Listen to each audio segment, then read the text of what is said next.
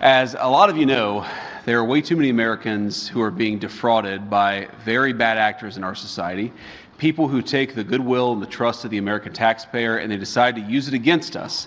They decide to make themselves rich instead of allowing these programs that are set up to make it easier for people to take care of their families, to make it easier for autistic kids to get the after-school services they need, to make it easier for people to get the health care that they need.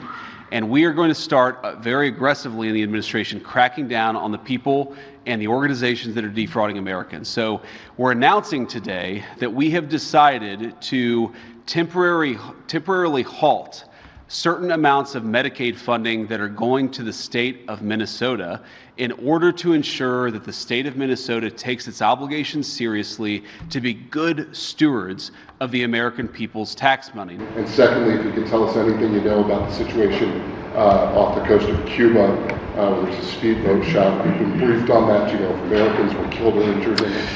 Yeah, so on the second thing, actually, Marco briefed me about 15 minutes ago on it, but we don't know a whole lot of details, and so I'll defer to the White House to provide more updates as we get them. Certainly, you know, a situation that we're monitoring. Hopefully, it's not as bad as we fear it could be, but can't say more because I just don't know more.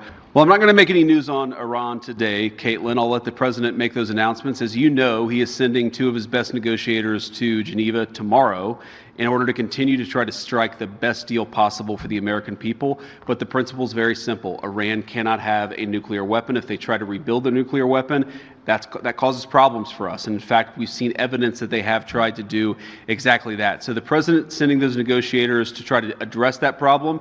As the president has said repeatedly, he wants to address that problem diplomatically, but of course the president has other options as well.